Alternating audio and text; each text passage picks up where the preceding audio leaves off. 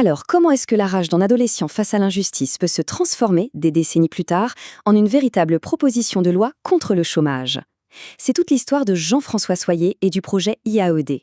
Une trajectoire où un combat très personnel finit par devenir une solution pour tous. Tout commence dans un endroit qu'on connaît tous, une salle de classe. Et là, il y a cette phrase, une seule phrase, qui aurait pu tout anéantir. Mais en fait, c'est tout l'inverse qui s'est passé. C'est elle qui a tout déclenché. Franchement, essayez d'imaginer la scène. On a Jean-François Soyer, il a 17 ans, une vie de famille déjà pas simple, et il est là, en cours, quand son professeur lui balance ça. C'est bien plus qu'une mauvaise note, c'est une condamnation. On essaye de lui coller une étiquette, de lui dire voilà ce que tu vaux, avant même qu'il ait pu montrer quoi que ce soit. Et là, sa réaction, elle est instantanée. C'est un pur acte de défi. Il se lève, il quitte la classe. Et il ne s'arrête pas là, il quitte le collège. C'est fini. Ce jour-là, il a pris la décision qui allait définir toute sa vie. C'est moi et personne d'autre qui décide de ma valeur. C'est terminé. Plus jamais quelqu'un d'autre n'aura ce pouvoir sur moi. Bon, l'école, c'est derrière lui. Maintenant, place au monde du travail.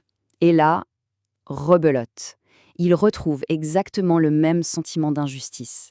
La même impression de se heurter à un mur, à un système qui semble fait pour écraser les gens. Après un petit tour en usine textile, il se retrouve sur un chantier d'isolation. Et les instructions qu'on lui donne, c'est brutal, c'est déshumanisant. On lui dit pas « viens, on va te montrer », non. On lui demande juste d'exécuter, seul, sans faire de bruit. En gros, le message, c'était ça. Débrouille-toi, bosse seul, et surtout, ferme ta gueule. Et face à ça, à cette exploitation, sa rébellion, elle est différente cette fois. Ce n'est pas une explosion de colère, c'est silencieux et radical.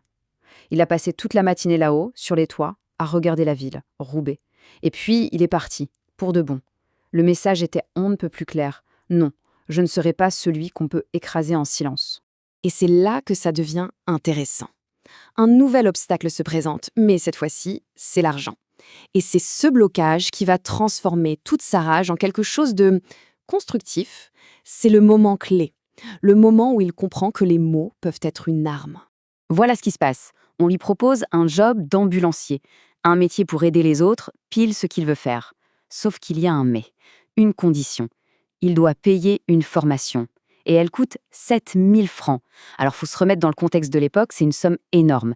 Une somme qu'il n'a tout simplement pas. Et hop, la porte se referme, encore une fois. Alors là, au lieu de juste être en colère, il fait quelque chose de différent. Il prend toute sa frustration et il la met dans une lettre. Une lettre qu'il envoie au directeur de l'hôpital de Roubaix. Et cette lettre, elle est hyper simple, mais en même temps, tellement puissante. Il explique qu'il veut bosser, et il fait un pari fou, une offre complètement audacieuse. Donnez-moi juste ma chance, je suis même prêt à bosser 1 mois entier gratuitement, juste pour vous prouver ce que je vaux. Et vous savez quoi? Ça a marché. C'est incroyable. La porte, qui paraissait blindée, eh bien, elle s'est entrouverte. Quelques jours plus tard, il est convoqué. On le teste, on le cuisine pendant 1 heure, et le 2 mai 1990, c'est bon, il est embauché. Son audace, son pari, ça a payé. Et de cette expérience, il va tirer une leçon qui va le suivre toute sa vie. Il a compris un truc essentiel. Quand une porte est fermée, ça ne sert à rien de s'épuiser à taper dessus. Non, le secret, c'est de trouver les bons mots. Les mots qui sont la clé pour l'ouvrir. On fait un saut dans le temps. Des années ont passé. Jean-François Soyès est maintenant conseiller municipal. Et tout ce combat personnel, toute cette quête pour la dignité, eh bien, ça s'apprête à prendre une toute autre dimension. Et c'est là qu'on arrive à la question centrale, vraiment. Comment est-ce qu'une histoire perso, une histoire née de la rage contre l'injustice, peut devenir une vraie politique publique? Une solution pensée pour tout le monde? Parce que le parallèle, il est frappant.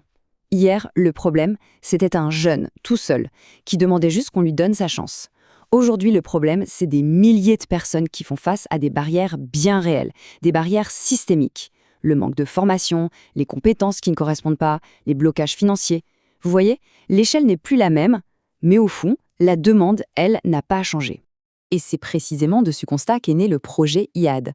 C'est une proposition de loi qui est, en quelque sorte, l'aboutissement de tout son parcours. Alors, regardons d'un peu plus près ce qu'il y a dedans. Alors, IAD, qu'est-ce que ça veut dire? C'est l'acronyme pour Insertion accompagnée et durable dans l'emploi. Et en fait, tout est dans le titre.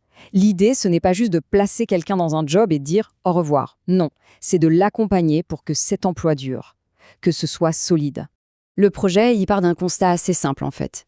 D'un côté, on a ce qu'on appelle un chômage structurel qui ne bouge pas. En gros, ça veut dire que les compétences des gens ne correspondent pas à ce que les entreprises cherchent. Et de l'autre côté, on a des secteurs entiers qui sont en galère, qui n'arrivent pas à recruter.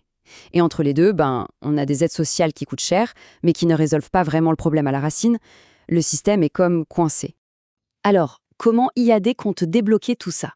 L'idée, elle est hyper simple et pragmatique. D'abord, on fixe les objectifs. On veut que les gens retrouvent un boulot durablement, on veut leur donner des compétences qui servent vraiment, et on veut que l'économie locale reparte. Pour faire ça, le principe, c'est un peu comme un pacte.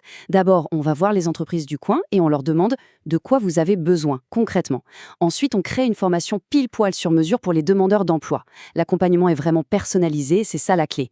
Et en échange de tout ça, l'employeur, il s'engage à embaucher à la fin. Logique. Les avantages y sont évidents, les gens retrouvent un travail rapidement et pour de bon, ça redonne vie à l'économie du coin et, cerise sur le gâteau, ça fait baisser les dépenses sociales. C'est ce qu'on appelle un cercle vertueux.